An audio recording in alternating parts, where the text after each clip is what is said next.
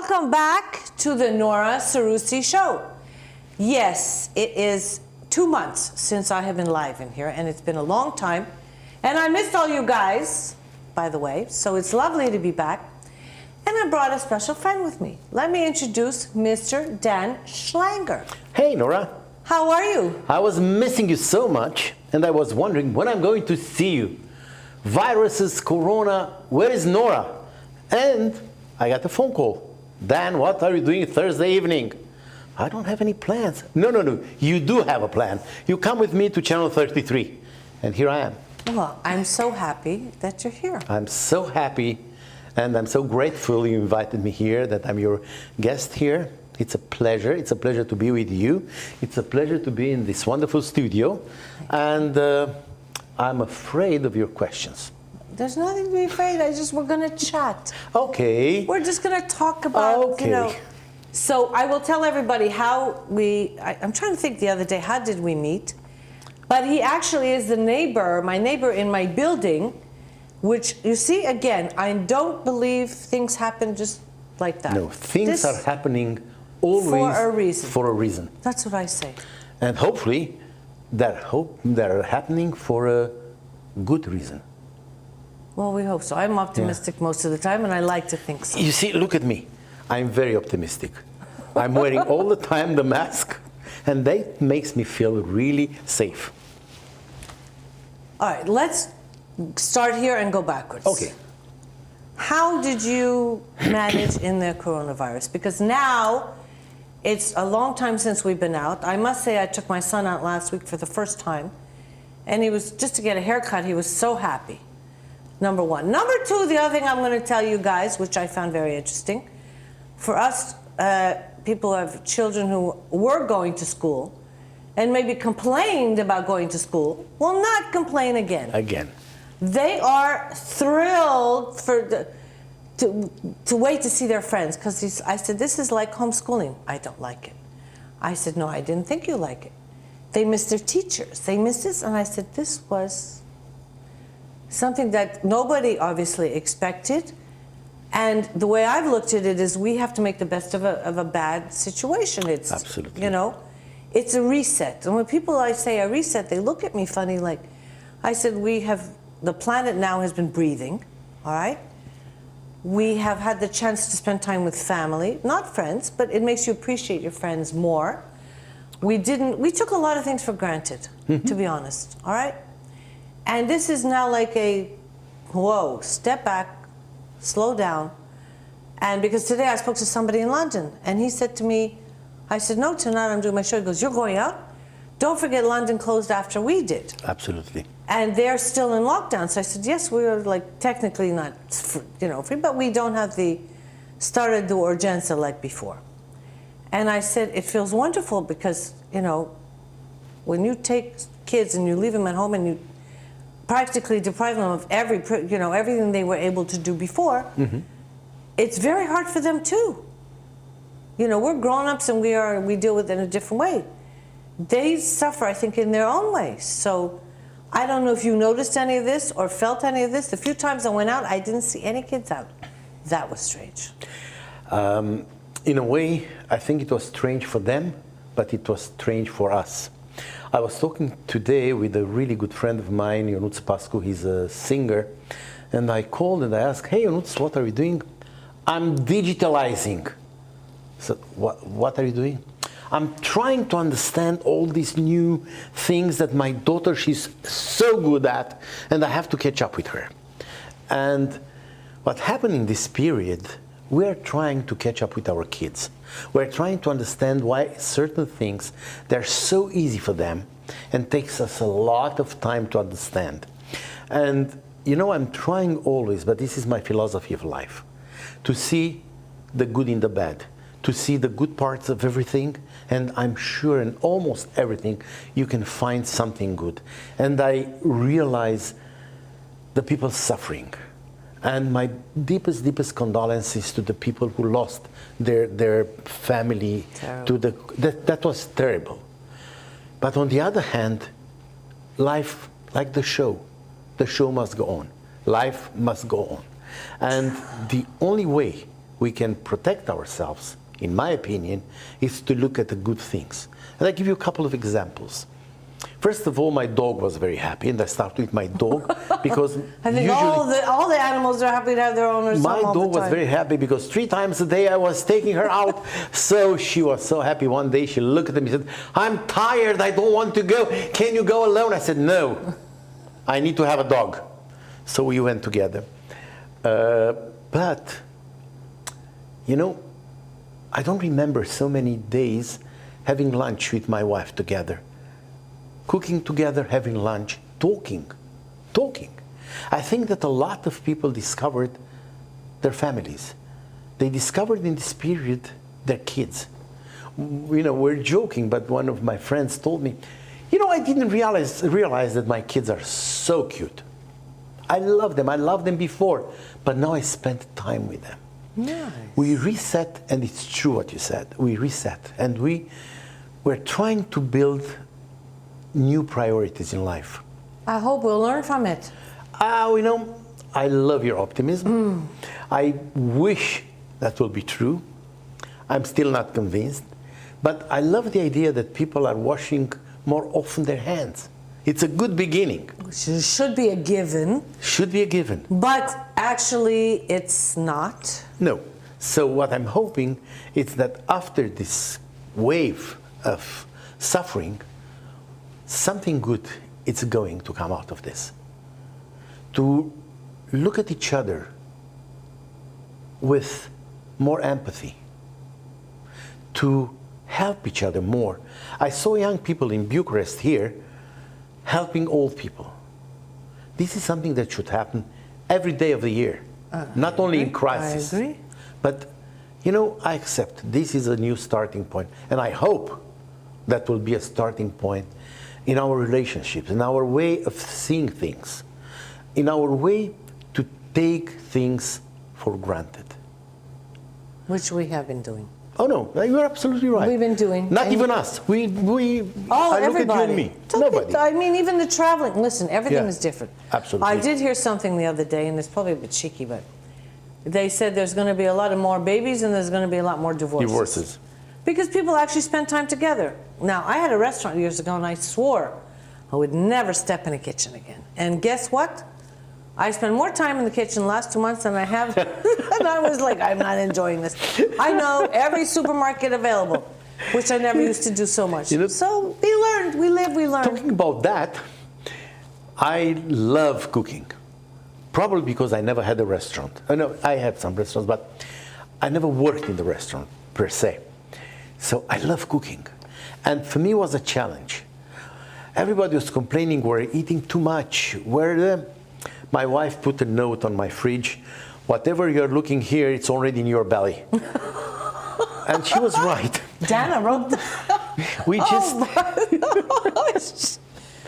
we organized our life, and it was at a certain point funny. And I decided I'm going to lose weight. And I lost weight in this period because I decided that And lovely suit he's wearing, by the way. Yeah, by the way, this is a really Seroussi. I couldn't come to a Seroussi show. No, you couldn't. Without the Seroussi suit. But people have done it and it upsets me. No end. No. This suit has a very, very nice history because I opened the first Jewish film festival in Bucharest with this suit. And I thought, and Nora was next to me on the stage, and I thought, what can be a better thank you, Nora, than wearing this suit today with you? Well, you flatter us like that. No, Thank you very much. it's not. And you make true. it look good. No, that suit makes me look good. Well, it has to work both ways. And we can go like this for hours. No, but it works both ways. We want the suit to look good, and you have to know how to wear it. Absolutely. I had one of the designers on, a very good friend of mine, Adina, was that too, and we were talking about the clothes. And we both, because we're in the fashion business, have an understanding that, you can put the same thing on 3 different people, but how they wear it. Yeah. It's all about how you wear it, attitude, and how you present yourself. No, you look at my picture now on the wall, Yeah. and you see, this is the attitude. Oh no, I disappeared exactly now, but this is the It'll come attitude of a president of a festival. No, I really love nice suits, and I really appreciate the ones that you made, and this is a fact of life. This is not a compliment. I really like them. But I'm sure we're not here to talk about fashion, and we are not here to talk about what I wear. Well, I call this the biz of the biz. The biz of showbiz. Mm-hmm. So let's go back, because I was obviously doing some research and some reading on you. And I understood you were born here. Yes. And then you had moved Don't remind me how many years I ago. don't, we don't, Okay, we don't just- discuss decades here. Yeah. Then you moved to Israel. Yeah. Then you moved to Canada. Then moved Now, to the this States. gentleman has done a lot of things in between, which I did not know, but because I actually have been to two of your screenings, was about Arthur Erickson, who I didn't know anything about. By the way, look, Okay. I brought you now Yeah. one of the movie that you talked about, Life and Times of Arthur Erickson. People This- don't know who he is, so you should tell I'll them. explain everything. First of all, I'll start by telling you that this is one of my favorite movies. I don't know exactly how many movies, and I think it's bad luck to count how many things you do in life. So I really don't know, but this is one of the documentaries that I love the most. Arthur Erickson, it's one of the best architects of the world, Canadian, and he was a dreamer. He was a man with a lot of imagination, and he didn't have at the time when he created, he didn't have all the tools that we have today. But he built like a roof for hundreds of square meters from glass. And everybody was so scared, how we are building, we don't know how to deal with this. But he did it right, and this building, it's the Court of Law of Vancouver. It's visited every year by thousands of people coming to Vancouver to see what Arthur Erickson built. And I was very, very lucky to meet with him and to talk and to convince him to tell the story of his life. And we spent hours and hours talking and going through all the kind of what we're doing now. But he had so many stories. And you know, sometimes at a certain age, people are feeling that it is the right time to tell them, to give them back to the world. And that was the moment that I caught Arthur Erickson. And he gave me so many stories. And I was so happy that this movie was awarded with the gold medal in the New York Film Festival, which is the highest medal you can get in documentary films. And Arthur Erickson movies, what I got, first of all, the honor and the pleasure to be his friend, and then to get a gold medal in the New York Film Festival. So this movie has thank you. That's a has very a very big deal. special place in my heart. That's a very big deal, and I've seen it, and it's a very interesting. It is a very interesting movie. I learned a lot. Yes, it is interesting. And, you know, I spent my life between doing documentary movies, feature films, television series, reality TV. Okay, stop there. I'm gonna. Okay. No, What's I didn't your say favorite? anything. My favorite of what? It is like To do either a documentary, what can you pick one that you say I'd love to do this? No, I cannot, No, and I tell you cannot. why. Tell me why. Because for me, it's not the project per se. For me, the most important part are the people that I'm working with in a project. Because you can take an amazing project with the wrong people, it's not going to be a good project. For sure. Take a mediocre project, bring around you good people, talented, smart people. You'll make an extraordinary show out of it. I read an article that you did an interview for, and you were saying something to this effect. It is true. Because I agree only, with you, because if you take even, it's not terrific, but you can turn it like that. Absolutely. If you have the most fantastic thing, but it's not done properly, it's not going to be so successful. Absolutely. And you are judged instantly by the audience. And you know what's the sad part, in a way, of this business? You can make 20 good movies, it's enough one that is not good, that will ruin all your reputation. Because somebody Hollywood said, is a harsh place. oh yeah, Hollywood is a very harsh place, but it's a very business orientated and it's a very straight thing place. Somebody said it in LA, said it once to me. I was in the office of the president of Warner Brothers, and somebody said in that meeting, in LA, you are as good as your last movie. Exactly. I've heard that a few times. But it's true. But it is true. That's what they count. And box office numbers, the rest of it don't count. And you know, Hollywood is run by accountants, by lawyers. The numbers, the hard numbers. It's a numbers game. Yes. But you know what, Dan? I'm going to interrupt you for a second. Most businesses are like that. It's a numbers game. Absolutely. Except Hollywood, the numbers are bigger because you're more zeros. Let me be honest. Yeah. Okay? But also, excuse me to interrupt you this time, but the zeros are in they're not coming from the sky. The zeros, they have a logic. It's true, you pay $20 million for an actor, but that actor will bring you $2 billion in revenue.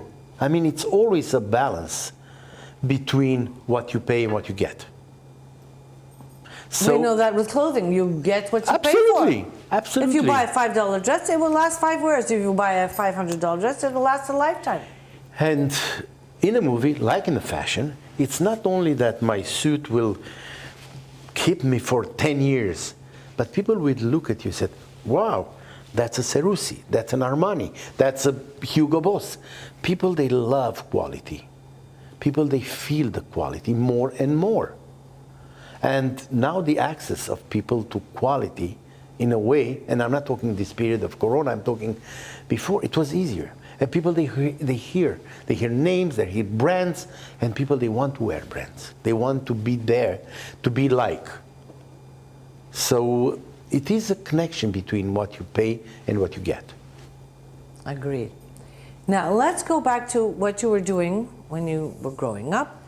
When made you decide to go in the direction of film? What was there a catalyst or? No. First of all, I'm always thinking, how can I had till now a very short life. I'm 17 years old. So, because by the way, I'm just celebrating 17 years old. I don't want to grow older. My mind is stuck somewhere at the 17. I don't accept the evidence that I'm older than that. Okay. So I start here in Bucharest, actually, as an actor at the Bucharest Jewish Theater. And it was a very intense and amazing period of learning and absorbing from other people. Basically, the theater, we were a very small group of people working in the Yiddish theater. And during a week, we could have 7 different shows. And wow. One day a comedy, the next day a drama, Sunday 2 shows. It was really intense. But that gave me the opportunity. And this is back in a period where I'm surprised because I didn't think it was... 79, 80, 78, 79. It was that open? I didn't know that. Yeah, the theater was open. We didn't have a lot of audience. It's not what Maya Morgenstern did today, when the theater, it's just blooming, it's flourishing, it's amazing what's happening in the theater. At that time, we didn't have a lot of audience, but the actors were amazing. And we worked pretending that the venue is full to the last seat. And I left in '85 Romania and I moved to Israel. And I continue acting, this time in Hebrew. You know, this is the story of my life. All the acting jobs I had in languages that I didn't know. First, I was acting in Yiddish, and I never spoke Yiddish. Now I know a little bit. I learned at that time. Then I moved to Israel, and I started acting in Hebrew. And guess what? I didn't know Hebrew. Now I speak Hebrew better than somebody who's born there sometimes. Oh, very good. And I became an actor at the National Youth Theater and the National Theater of Abima. And at a certain moment, I had this, how can we call it, the crisis of the 30s, when I decided that I'm more than an actor, that I'm not a puppet, somebody, it's telling me what to do, move your hand, move your... I want to create, I want to be a director. I want to have the power of doing things. And I quit acting, and I start directing.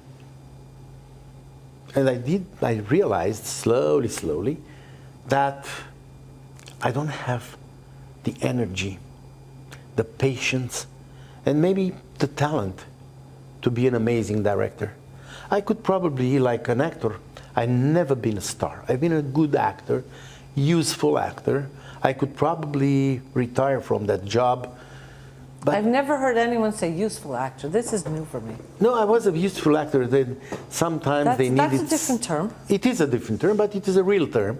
And probably, if I look back, one of the things that I think about myself is that I knew exactly where I am, what my value is comparing to other people, what I can do and what I can't do. And it's like producing. Producing has a big secret, not necessarily to know what to produce, but to know what not, when not to produce something. Because that's where you lose everything. Doing things. I need to have a conversation with you about this later, because Yeah. you know about my reality show. Yeah, but you know, I'm not giving you, as usual, the answer that people are expecting from me. So to come back to the story, I realized that I'm not going to be Ion Karamitru, to be the star. And somehow, if I cannot be there, I'm not doing it to be here. So I decided I'm going to try to direct. I realized that I am a good director, but not Liviu Ciulei, and I realized that I'm good in producing, bringing the people together, helping to create the script, helping to create the whole institution that we call a movie. Mm-hmm. I always define the producer as being a CEO with a little bit more taste. Oh, that's a very nice way of putting it. Yeah. By the end of the day, I'm not producing because I cannot direct. I'm not producing because I cannot act. I can do all of those. And probably because I know how to do all of those, I can produce. But it's a choice you made. It was a because you choice. had the experience with the others. Absolutely. It was a choice. And also the fact that I was an actor helps me so much, because I can talk to the actor and I know what they're going through because I was there. When I'm talking to the director, I understand what his problems are because I was there in his place. But unfortunately, as a producer, you have a responsibility for the money, for the schedule. You have to keep everybody running in the same direction, taking care of the budget, taking care of the schedule, because by the end of the day, you look at the shareholders. Regardless if the shareholders are private investors, Canalul 33 or Televiziunea Română or CBC or CNN. Correct. So you have in your hands the answer. You have to keep this car running. And it's true, I believe in democracy. As a human being, I believe in democracy with one exception. I don't believe in democracy so much when you make a movie. And people are shocked. How come you don't believe in democracy when you make a movie? And my example is... I know the answer to that already, but okay, I want you to tell I'll give you my answer to that. I haven't seen in my life a bus with 2 drivers. There are 40 people in your bus or 50 people in your bus. Actors, directors, everything. Camera operators, but it's only 1 driver. Correct. Because somebody has to drive the bus in the right direction. And I'm open to talk to everybody, till the last person on the team. I can talk to them for hours before we start shooting. Once we start shooting, we're going, and I cannot stop. So now let's segue. You left Israel and went to Canada. I left Israel. He's and another I moved Canuck, by the way, so just to share that with everybody. Despite the fact that I'm not playing hockey, I am Neither am I, but okay. So we have something in common. Okay. Yeah, I moved to Canada. I moved to Vancouver, which is one of the most beautiful places on the planet. And half, if not more than the American TV series and movies, they are produced in Canada, in Vancouver especially. It's a beautiful, absolutely beautiful setup and very professional crews. And I could go into what is called the service industry, work for the American production companies coming to Vancouver, but I chose basically the independent area, and I started producing my own movies. I started producing first documentary, and I produced, I was always attracted by art and movies, architecture and movie, music and movie, and I try to combine in my movies the two elements. For instance, after Arthur Erickson, I made another movie on Canadian prima ballerina Evelyn Hart, which I caught her in the last month of her being a prima ballerina. Wow. And I always said that with her, people are not going to ballet to see a ballerina. Before they went to ballet to see Maya Plisetskaya or Evelyn Hart, or now they're going to see a group. They're going after a choreographer, not as much after a dancer. So she represents, in my opinion, the period that changes the world of ballet. And she was also at a certain age. Another ballerina retired 10 years prior to that age, and she didn't want, I mean, it was a really deep, deep struggle to continue or to retire. And I was, as a filmmaker, I was really happy and lucky to catch her in this moment, and she opened her heart to us. And it was a really, really good movie. And immediately after, I jumped to a completely different topic. At that time in Vancouver, it was the same problem we have in many other places. The forest, they're cut sometimes without thinking too much. And everybody loved to hate the tree fallers, the people actually cutting the trees. And I went and I talked to those guys.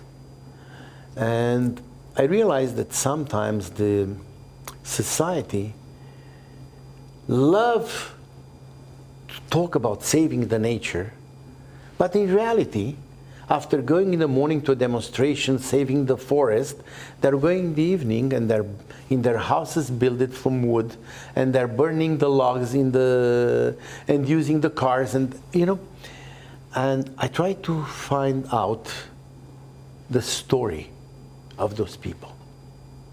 And it was a really interesting experience to be there with them in the forest. And again, I was paid, basically, to go in places where other people are paying thousands and thousands of dollars to go and see them. I was so lucky. I went with the tree fallers in areas where for thousands of years nobody went there. I was the first human being to step on those trees. It was amazing. In British Columbia, Canada. It was absolutely amazing. Did you do a film about it? Oh, yeah. Yeah. It's called Death in the Forest. See it? Okay. If you ask me, maybe yes. Of course you are going to see it. It's called Death in the Forest, and made a lot of splash at the time because raised the problem of safety for the workers in the woods. In the logging industry. In the logging industry, and it was a really interesting project. You really like to pick different things. Absolutely, and it's so diverse. I mean, you go from architecture, then you go to ballet, now you've gone to logging. I mean, and in the meantime, is there a common thread in any of this? No, I tell you what's the common thread immediately. But in the meantime, I produced another movie, just to understand the range. One is called Transplant Tourism, about the illegal trade of human body parts. And the other one was The Boys of Buchenwald, about the kids surviving the concentration camp of Buchenwald. I did probably 20 or something movies about concentration camps and Holocaust. And that takes me back to one of your previous questions, what I'm interested in doing. And I can tell you again what I'm interested in not doing. I don't want to be labeled. I don't want to be... Oh, Dan. Yeah. I have to interrupt you now. Okay. I don't think anybody can label you. I know Dan quite well for many years, and he is a nonconformist. Maybe I would use nonconformist. It is very hard to put a label. It's like someone trying, I think people try to label me. To label you, okay, that's... I don't know what they're trying to say or what they want to say, and I don't know, I agree with you with that. I don't really want to be put in a category. I want to have my own category and make my own label, you know? The people feel more comfortable around other people if they know where they exactly belong. What's your and when little there are people square. like you and me that shake it up. Absolutely. It makes them nervous. But you know, have you found that? Of course. But it's, you know, when you deal with something you know, it's easy. It's the familiar. It's familiar and you know what to expect. Exactly. But I don't want to answer to what you want me to say.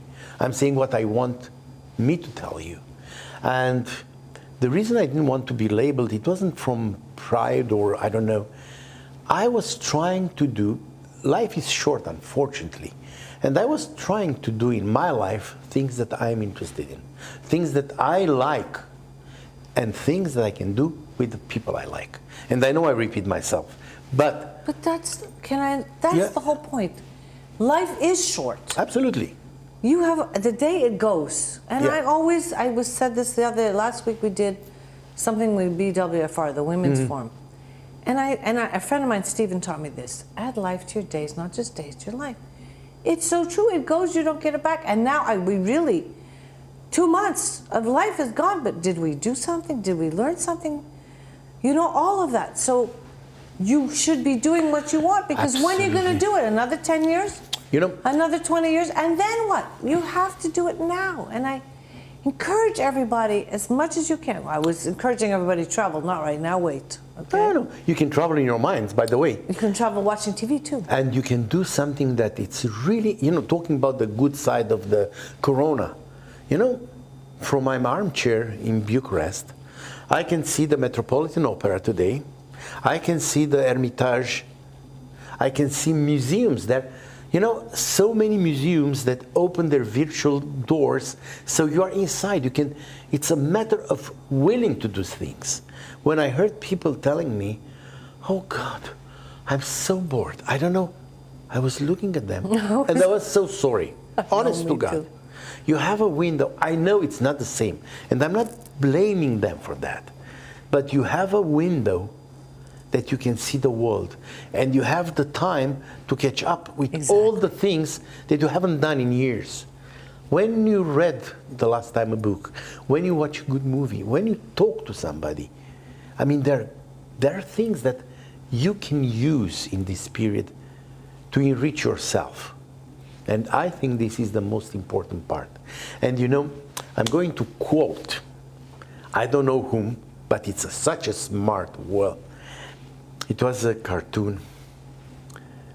One character is saying to the other, "Oh my God, we are living only once." And the other one said, "No, we are living every day. We are dying only once." Okay, that's a Charlie Brown and Snoopy. It's Snoopy now. I've seen that one. It's beautiful. It is true. We live every day and you die once, and that's correct. And if you can keep in your mind, you live every single day. Enjoy it. It's not going to come back to you. I agree with that. Now, so let's go back. What did you learn? You know, this is good with going back, because they said old people remember things that happened 50 years ago. Don't ask me what was yesterday. No, but it's the Biz of Showbiz. I want you to tell us something. I'm joking. That we probably don't know about the Biz of Showbiz. Mm-hmm. Give me 2 facts that I don't know, most people don't know. It's very hard, because like soccer, Everybody knows everything there. All right, I don't care. Sorry, tell me about it. I think that, I remember hiring assistants, for instance. And it was their excitement. They're going to see Tom Cruise in my office and Jack Nicholson and I don't know what. And I was looking at them, I said, being a producer, it's a lot of gray work. It's a lot, it's 95% black, gray work and 5% enjoyment. But those 5%, they're humongous. They're bigger than the 95. It makes up for the 95. Because you make something out of that. And because when you're on the stage, getting an award, and it was really funny, when I got the gold medal for Arthur Erickson, the silver medal was HBO or National Geographic, and they look at me and said, "Who's this guy?" And I was so happy. But I think I'm going to tell you one of the happiest story in my producing career, and that will surprise you, hopefully. I was coming from Toronto to Vancouver in an Air Canada airplane. And they have, each of them, they have the little television that everybody's watching and somebody's sleeping, but most of the people are watching TV. And I went to ask for a glass of water. Coming back, I'm just walking and suddenly I realized that one of the screens, it's running Arthur Erickson, the movie. Wow. I said, wow. And I went back to the back of the plane and I start counting who's watching my movie. Because it was on CBC, CBC being the Canadian National Broadcasting Company, corporation. And I realized out of 150 or 200 people on the plane, 28 or more, they're watching my movie. And I went back. How exciting is that? That was amazing. How exciting is that? I tell you something. I was walking and I almost touched everybody. Said, listen, I made it. Oh, hey, wonderful. I made it.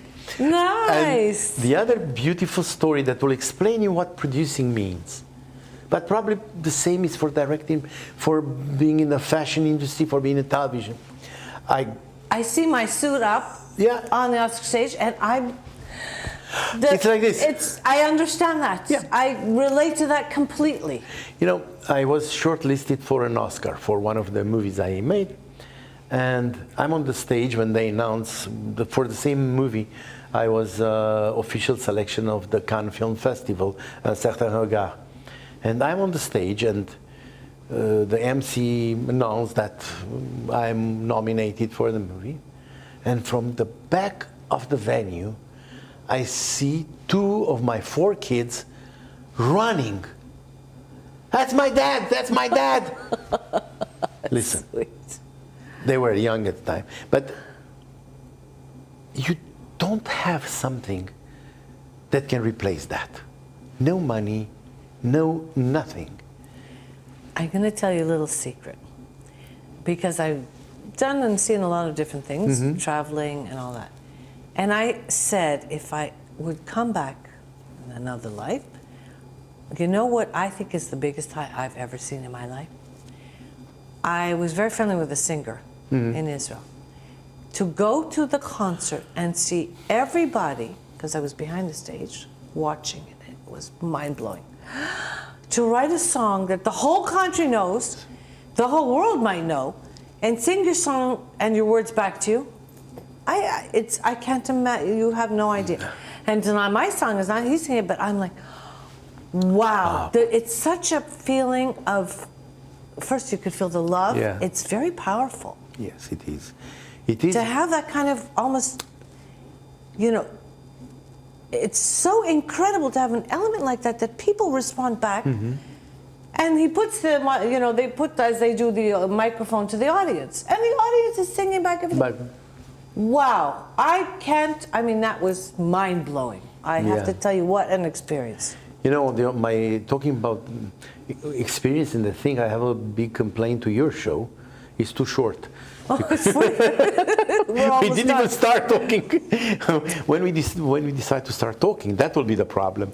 No, but you know, I know you and I know your family, and I had the privilege, because I cannot call it different, to know your father, your late father, which was an amazing person, and I know your son, and both of us were family people.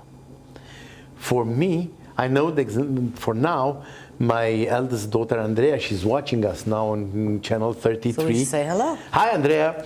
And the other three are in Canada, and I'm hoping to send them a link to see us. All of them, they did something in life. And that, it was made on their own merit. But you as a parent, you feel that something that made them being who they are, it's coming also from you. And it is so important to see your kids, even if they're doing different things that we are doing, but they have the same passion for what they're doing. Rewarding, no? This is rewarding. I would have thought that it would be, I don't know what direction mine's going to go in. He's very young. He's Absolutely. only 12. But I'm trying to give him different options and show him as much as I can in the world. Plus, we don't know the expiry date. I don't know if I have 5 years, 10 years, 20 years. So, No, I have anyways, to you come teach- back. Anyways, you'll come back. I don't have a doubt you'll come back. But can I give a piece of advice to the parents watching us Of there? course. My piece of advice for you, dear parents, is trust your kids.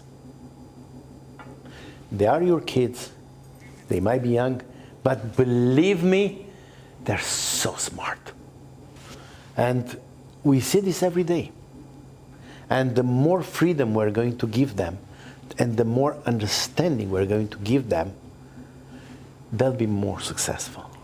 What he knows at his age and what I knew at my age, really worlds apart. I mean, I'm not even talking the digital stuff, which I'm hopeless at still, but I am working on it. They're so capable. Mm-hmm. It's incredible how capable they are. Their mind is so fast. That's it's a different, you know, yeah, the it's a different connection. mindset. But you know why I talk and why I ask the parents to listen to me a little bit, because you know, every time I talk about my life, about what I've done, by the end of the day, I talk about my kids. Yeah. Because this is the biggest achievement, I think, that I had. I agree with you, 100%. This is the biggest achievement. You know, we did 2 months ago, just before the lockdown, the Canal 33 got the award from the Guinness Book of World Records, y'all. Yeah, for the longest. For the longest talk show. You see, I know. And yes, I'm very impressed. And I want to tell you something. Alexandra asked me, what's the best thing we've ever done? And I'd say I've done different things, and you know, I don't say accomplishments, but I've done some amazing things. I said, my son, without a doubt, not even think about it. Everything else is wonderful, like gravy, you know, or the icing on it. But this is what is part of me, and that's the best thing that I can say. You see, now I'm doing a big show on a virtual one,